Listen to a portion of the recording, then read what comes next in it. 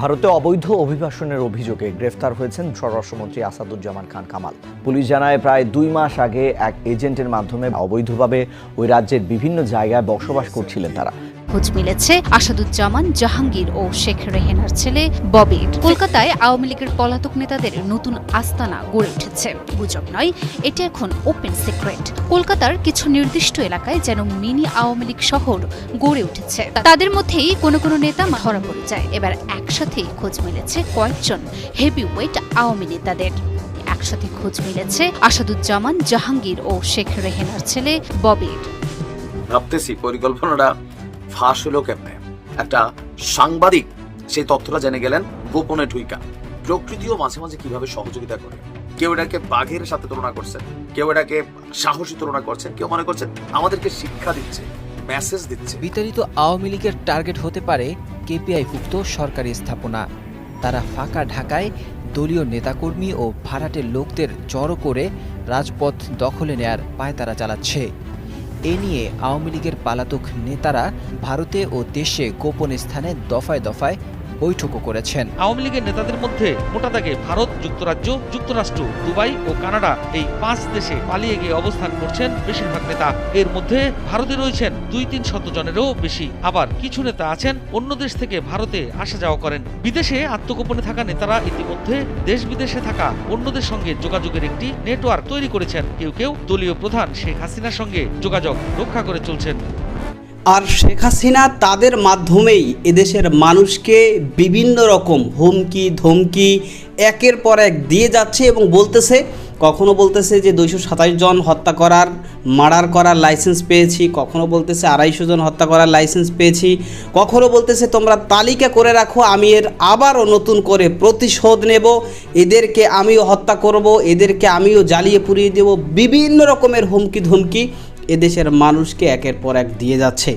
তো তাহলে একটা মানুষ সে কতটা বেহায়া এবং বেলাজা হলে যে দেশের মানুষ তাকে এত পরিমাণ সিসি করতেছে, এর পরেও সে দেশ ছেড়ে পালিয়ে আর এক জায়গায় গিয়ে সেখানে বসে সে নিজের ভুলে সে অনুতপ্ত না হয়ে, নিজের ভুল স্বীকার না করে সে একের পর এক দেশের জনগণকে হুমকি ধমকি দিচ্ছে এবং পাশাপাশি সে দেশে এবং বিদেশে সব জায়গায় বিভিন্ন রকম ষড়যন্ত্রের মাধ্যমে এ দেশকে ভয়ঙ্কর বিপদের মুখে ঠেলে দিতে যাচ্ছে। তারই ধারাবাহিকতায় এবার ভারতের কলকাতায় আওয়ামী লীগের হেভিওয়েট পলাতক সমস্ত নেতাকর্মীরা তারা একসাথে গোপন বৈঠক করতে গিয়ে এবার হাতে নাতে ধরা পড়েছে আওয়ামী লীগের সাবেক স্বরাষ্ট্রমন্ত্রী আসাদুজ্জামান খান কামাল।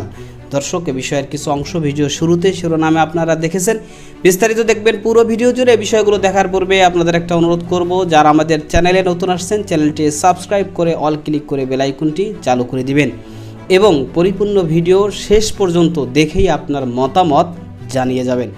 দর্শক, চলুন আমরা দেখব যে ভারতের কলকাতায় গোপন বৈঠক করতে গিয়ে যে আসাদুজ্জামান খান কামাল সে হাতে নাতে ধরা পড়েছে সেটা আমরা দেখার পূর্বে প্রথমে আমরা একটু দেখব যে আওয়ামী লীগের হেভিওয়েট যে সমস্ত নেতারা দেশ ছেড়ে পালিয়ে গিয়েছে তারা কোথায় কে কে আছে এবং কোথায় বসে কিভাবে কি ষড়যন্ত্র দেশের বিরুদ্ধে করছে এ বিষয়টা কিছু অংশ আমরা দেখে এরপর ওই বিষয়টা দেখব। ধৈর্য ধরে একটা লাইক দিয়ে ভিডিওটি শেষ পর্যন্ত দেখতে থাকুন। ধীরে ধীরে অবস্থান স্পষ্ট হচ্ছে জনরোষে পালিয়ে যাওয়া আওয়ামী লীগ নেতাদের অবস্থান। সম্প্রতি রিফাইন্ড আওয়ামী লীগ কিংবা দলটির প্রত্যাবর্তন নিয়ে সমাজ পাতায় বেশ আলোচনা চলছে। দলটি নির্বাচনে অংশগ্রহণ করতে পারবে কিনা সেটি নিয়েও বাহাসের অন্ত নেই। অথচ দেশে এখন পর্যন্ত আওয়ামী লীগের টিকিটিও খুঁজে পাওয়া যাচ্ছে না। তৃণমূল নেতা ছাড়া বাংলাদেশে আওয়ামী লীগের হাল ধরার মতো কেউই নেই বললেই চলে। আওয়ামী লীগের প্রতি সাধারণ মানুষের ক্ষোভের কারণে যে 3-4 জনের নাম সম্প্রতি শোনা যাচ্ছে, তারাও নৌকার হাল ধরতে সাহস পাবে বলে মনে হয় না। বাকি যারা বিদেশে থেকে আওয়ামী লীগের পুনর্বাসনের স্বপ্ন দেখিয়ে যাচ্ছেন, তারা দিন দিন হাস্যকর হয়ে উঠছেন। আওয়ামী লীগের 81 সদস্যের কেন্দ্রীয় কমিটি, এর মধ্যে সভাপতি মণ্ডলীর সদস্য সংখ্যা 19। 5 আগস্ট সরকার পতনের পর মতিয়া চৌধুরী মারা গেছেন। সভাপতি মণ্ডলীর 19 সদস্যের মধ্যে ইঞ্জিনিয়ার মোশাররফ হোসেন, কাজী জাফরুল্লাহ, আব্দুর রাজ্জাক, ফারুক খান, ঈশান খান, মোস্তফা জালাল মহিউদ্দিন ও কামরুল ইসলাম গ্রেপ্তার হয়েছেন। কেন্দ্রীয় কমিটির নেতাদের মধ্যে যুগ্ম সাধারণ সম্পাদক দীপুমণি, প্রচার ও প্রকাশনা সম্পাদক আব্দুস সোবান গোলাপ ও সাংগঠনিক সম্পাদক আহমদ হোসেন গ্রেপ্তার হয়েছেন। বাকিদের প্রায় সবাই বিদেশে অবস্থান করছেন। ইতিমধ্যে অনেকেই অনলাইন মাধ্যমে এবং নানা অনুষ্ঠানে নিজেদের অবস্থান জানান দিচ্ছেন। বিভিন্ন সূত্র থেকে মোটামুটি নিশ্চিত হওয়া গেছে, আওয়ামী লীগের নেতাদের মধ্যে মোটা দাগে ভারত, যুক্তরাজ্য, যুক্তরাষ্ট্র, দুবাই ও কানাডা এই 5 দেশে পালিয়ে গিয়ে অবস্থান করছেন বেশিরভাগ নেতা। এর মধ্যে ভারতে রয়েছেন 2-3 জনেরও বেশি। আবার কিছু নেতা আছেন অন্য দেশ থেকে ভারতে আসা যাওয়া করেন। বিদেশ আত্মগোপনে থাকা নেতারা ইতিমধ্যে দেশ বিদেশে থাকা অন্যদের সঙ্গে যোগাযোগের একটি নেটওয়ার্ক তৈরি করেছেন। কেউ কেউ দলীয় প্রধান শেখ হাসিনার সঙ্গে যোগাযোগ রক্ষা করে চলছেন। শেখ হাসিনার দিল্লি অবস্থান বিষয়টি নিশ্চিত। একই শহরে দলের সাধারণ সম্পাদক ওবায়দুল কাদেরও আছেন বলে জানা গেছে। তবে ওবায়দুল কাদেরের সঙ্গে অন্যদের খুব একটা যোগাযোগ নেই, তিনি অনেকটাই বিচ্ছিন্ন। অনেকেই তার রাজনীতি শেষ বলে মনে করেন। বিগত আওয়ামী লীগ সরকারের আমলে সামরিক বেসামরিক প্রশাসনে চাকরি করা কিছু কর্মকর্তাও দিল্লিতে আছেন বলে ভারতীয়দের সমাজ পাতায় প্রায়ই দেখা যাচ্ছে। জানা গেছে, ভারতের পশ্চিমবঙ্গের কলকাতায় বেশিরভাগ কেন্দ্রীয় ও সহযোগী সংগঠনের নেতা এবং সাবেক মন্ত্রীরা অবস্থান করছেন। এর মধ্যে জাহাঙ্গীর কবির নানক, মোফাজ্জল হোসেন চৌধুরী মায়া, সাবেক স্বরাষ্ট্রমন্ত্রী আসাদুজ্জামান খান কামাল, যুগ্ম সাধারণ সম্পাদক আফম বাহাউদ্দিন নাসিম, সাবেক শিক্ষামন্ত্রী মহিবুল হাসান চৌধুরী, তথ্য ও গবেষণা সম্পাদক সেলিম মাহমুদ কলকাতায় বসে বেশ তৎপর রয়েছেন বলেও জানা গেছে। যুক্তরাজ্যে অবস্থান করছেন আওয়ামী লীগের সভাপতিমণ্ডলীর সদস্য আব্দুর রহমান, সাবেক সাংগঠনিক সম্পাদক ও প্রতিমন্ত্রী খালেদ মাহমুদ চৌধুরী, সাংগঠনিক সম্পাদক আবু সাইদ আল মাহমুদ স্বপন, সাবিত্রী শফিকুর রহমান চৌধুরী সহ অনেকেই। এর মধ্যে খালিদ মাহমুদ চৌধুরী বিভিন্ন অনলাইন আলোচনায় অংশ নিচ্ছেন এবং সর্বশেষ গত সোমবার লন্ডনে একটি কর্মী সভায়ও যোগ দেন। সাবেক প্রতিমন্ত্রী মোহাম্মদ এ আরাফাত, দপ্তর সম্পাদক বিপ্লব বড়ুয়া, প্রচার সম্পাদক আমিনুল ইসলাম সহ আরও কিছু নেতা যুক্তরাষ্ট্রে অবস্থান করছেন। শেখ হাসিনার ছেলে সজীব ওয়াজেদ জয়ের নেতৃত্বে তারা নানা তৎপরতা চালাচ্ছেন বলে দলে প্রচার রয়েছে। এছাড়া যুগ্ম সাধারণ সম্পাদক মাহবুবুল আলম হানিফ কারা এবং আরেক যুগ্ম সাধারণ সম্পাদক হাসান মাহমুদ বেলজিয়ামে রয়েছেন বলেও জানা গেছে। দেশে নেই বড় কোনো নেতা, বিদেশেও ছড়িয়ে ছিটিয়ে রয়েছে সিনিয়র আর হাইব্রিড নেতারা। যেই দেশেই অবস্থান করুক না কেন, সেখানেও গা ঢাকা দিয়ে থাকতে হচ্ছে তাদের। কেননা আওয়ামী বিরোধী প্রবাসী সব দেশেই রয়েছেন। সুযোগ পেলে গণধোলাই বিদেশেও অপেক্ষা করছে এসব পলাতক নেতাদের জন্য, এমনটাই বলছেন অনেক প্রবাসী। সুতরাং আওয়াজ যতটাই উঠুক, আওয়ামী লীগের রাজনীতিতে ফেরার সুযোগ আর সম্ভাবনা আপাতত ক্ষীণ। আর নির্বাচনে অংশগ্রহণ দিবার স্বপ্ন ছাড়া কিছুই না, বলছেন রাজনীতি বিশেষজ্ঞরা। ঈদের আমেজ শুরু হয়ে গেছে। ইতিমধ্যে ঢাকা ছাড়তে শুরু করেছেন নগরবাসী। আগামীকাল বা পরশু ফাঁকা হয়ে যাবে পুরো ঢাকা। এবার 11 দিন ছুটির ফাঁদে পড়েছে দেশ। এ অবস্থায় নাশকতার আশঙ্কা করছেন সংশ্লিষ্টরা। বিতাড়িত আওয়ামী লীগের টার্গেট হতে পারে কেপিআইভুক্ত সরকারি স্থাপনা। তারা ফাঁকা ঢাকায় দলীয় নেতাকর্মী ও ভাড়াটের লোকদের জড়ো করে রাজপথ দখলে নেয়ার পায়তারা চালাচ্ছে। এ নিয়ে আওয়ামী লীগের পলাতক নেতারা ভারতে ও দেশে গোপন স্থানে দফায় দফায় বৈঠকও করেছেন। আওয়ামী লীগের গুজব সেল সিআরআই ঢাকায় টাকা বিলি করছে। আওয়ামী লীগের কয়েকজন নেতা ও গোয়েন্দা সূত্র জানায়, নাশকতার উদ্দেশ্যে আওয়ামী লীগের নেতাকর্মীদের কাছে থাকা হাজার হাজার বৈধ অবৈধ আগ্নেয়াস্ত্র প্রস্তুত রাখছেন। এছাড়া তাদের আরেকটি অপকৌশল হচ্ছে চলতি সপ্তাহের শুরু থেকে সামাজিক যোগাযোগ মাধ্যম সহ বিভিন্ন মাধ্যমে গুজব ছড়িয়ে ভীতি ও উত্তেজনার পরিবেশ সৃষ্টি করা। স্বৈরাচার শেখ হাসিনা ভারতে পালিয়ে গেলেও সেখান থেকে টেলিফোন ও সামাজিক যোগাযোগ মাধ্যম ব্যবহার করে আওয়ামী লীগের নেতাকর্মীদের নানা নির্দেশনা দিয়ে যাচ্ছেন। ডক্টর ইউনূস সরকারের বিরুদ্ধে নানা হুমকির অডিও রেকর্ড প্রতিনিয়ত ভাইরাল হচ্ছে। সূত্রমতে গত রোববার কলকাতার রাজারহাট নিউটাউন প্লাজায় ইফতারের পার্টির আয়োজন করে ফেনীর সাবেক এমপি পলাতক আওয়ামী লীগ নেতা আলাউদ্দিন আহমেদ চৌধুরী নাসিম। সেখানে পতিত স্বৈরাচার আওয়ামী আমলের সাবেক মন্ত্রী, প্রতিমন্ত্রী ও এমপি সহ শতাধিক নেতাকর্মী হাজির হন। এদের মধ্যে সাবেক স্বরাষ্ট্রমন্ত্রী আসাদুজ্জামান খান কামাল, শেখ রেহানার ছেলে রেদওয়ান মুজিব সিদ্দিক ববি, বাহাউদ্দিন নাসিম ও গাজীপুরের সাবেক মেয়র জাহাঙ্গীর আলম সহ আরও অনেকেই উপস্থিত ছিলেন। ইফতার শেষে তারা গোপন বৈঠক করেন। সূত্রমতে কলকাতা ও পশ্চিমবঙ্গে থাকা আওয়ামী লীগের নেতারা গত কিছুদিন ধরেই দফায় দফায় বৈঠক করছেন। ওইসব বৈঠকে ঢাকা থেকে কেউ কেউ ভার্চুয়ালি যোগ দেন।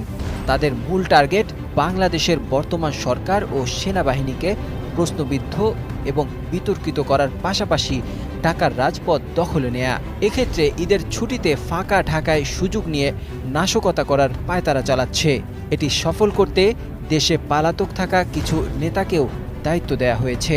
তাদের মূল দায়িত্ব নেতাকর্মী ছাড়াও ভাড়া করে হাজার হাজার লোক জড়ো করা ও আগ্নেয়াস্ত্রর মজুত বাড়ানো। এ লক্ষ্যে কোটি কোটি টাকা ছড়ানো হচ্ছে।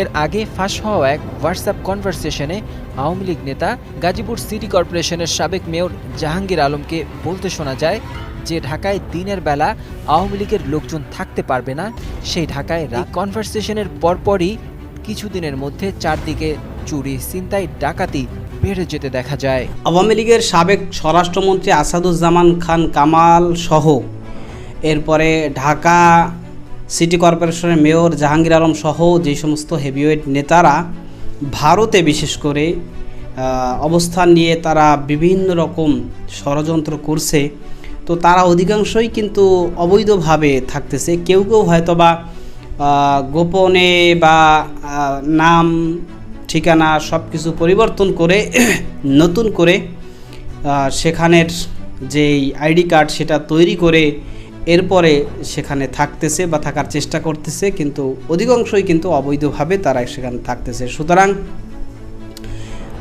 এর আগে আমরা দেখেছি যে ভারত সরকারের পক্ষ থেকে অবৈধ যারা বাংলাদেশি তাদের বিরুদ্ধে কঠোরভাবে অভিযান পরিচালনা শুরু করেছে। সেই অভিযান এখনও অব্যাহত রয়েছে এবং বাংলাদেশের পক্ষ থেকেও যারা এই এতদিন ধরে গণহত্যা চালিয়েছে এবং বাংলাদেশকে ধ্বংস করেছে তাদের বিরুদ্ধে রেড অ্যালার্ট জারি সহ অন্তর্বর্তী সরকারের পক্ষ থেকে কঠোরভাবে চাপ প্রয়োগ করা হচ্ছে এবং যেই কারণেই আশা করা যায় যে এই আসামিরা তারা আজ না হয় কাল তারা ধরা পড়বে এবং তাদেরকে ধরে বাংলাদেশে এনে বিচারের মুখোমুখি করা হবে এবং এটাই বাংলাদেশের জনগণের প্রত্যাশা।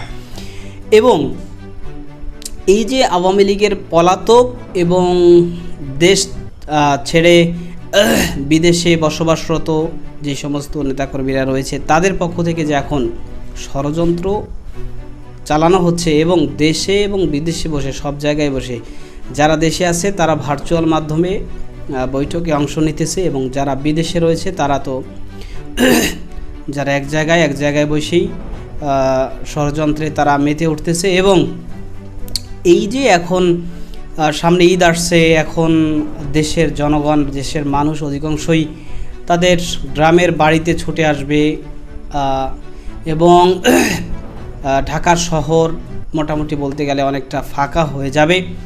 তো জনমানবহীন এই ঢাকার শহরে এখন যেহেতু অধিকাংশ মানুষ সারা বছর চাকরি করে এখন তারা একটু ছুটি পাবে, তারা বাড়িতে আসবে, সুতরাং এই সময়টা তারা ব্যবহার করে ষড়যন্ত্র করে তারা চাচ্ছে যে নেতাকর্মী নামিয়ে বা যেভাবে হোক কোনো নাশকতা সৃষ্টি করা যায় কিনা বা কোনো অঘটন ঘটানো যায় কিনা বা এই সরকারকে কোনোভাবে বিতর্কিত করা যায় কিনা। মানে তাদের টার্গেট হচ্ছে হয় এই সরকারকে বিতর্কিত করো, তাকে গদি থেকে নামাও, না হয় দেশের যে কোনো জায়গায় যে কোনোভাবে নৈরাজ্য সৃষ্টি করো, এই সরকার যেন বিতর্কিত হতে বাধ্য হয়, আর না হয় যে জায়গায় যে পারো নাশকতা ছড়াও, মানে দেশের বিরুদ্ধে দেশের জনগণের বিরুদ্ধে ষড়যন্ত্রে লিপ্ত থাকো, মানে দেশকে শান্তি শৃঙ্খলার সাথে সামনে যাতে অগ্রসর করে নিয়ে যেতে পারে, সেই দিকে যাতে দেশ এগিয়ে যেতে না পারে সেই লক্ষ্যই মূলত তারা কাজ করছে। এবং বর্তমানে অন্তর্বর্তী সরকার প্রধান ডক্টর ইউনূস সাহেব তিনি চীন সফরে যাবেন এবং তিনি যে চীন সফরে যাবেন তার এই চীন সফরকে কেন্দ্র করে ভারতের বিশেষ করে খুব উদ্বেগ,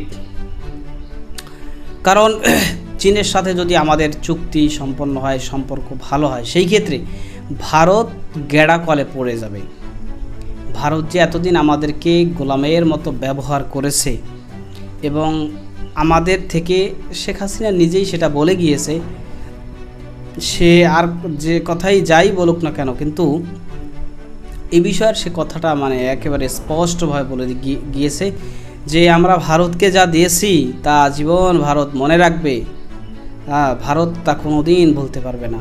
অসীম পরিমাণ আমরা দিয়েছি ভারতকে। সুতরাং ভারত এখন তো আর সেই সুযোগ পাইতেছে না। আর যদি চীনের সাথে সম্পর্ক ভালো হয় তাহলে তিস্তা প্রকল্প সহ বিভিন্ন প্রকল্পে আমাদের যে স্বার্থ সেটা রক্ষা করে আমরা সামনে এগিয়ে যেতে পারবো। ভারত তাদের গোলামি খাটাতে পারবে না। এই কারণে তাদের একটা উদ্বেগের জায়গা এবং তারা এই কারণে চাচ্ছে যে আওয়ামী লীগকে সর্বদিক থেকে সুযোগ সুবিধা দিয়ে, আর না হয় একজন খুনি ডাকাত গণহত্যাকারী, যে জাতিসংঘে স্বীকৃত যে সে একজন গণহত্যাকারী খুনি, সুতরাং তার মতো একটা মানুষকে একটা রাষ্ট্রের পক্ষ থেকে প্রশ্রয় দিয়ে আবার তাকে রাজনীতি করার সুযোগ দিয়ে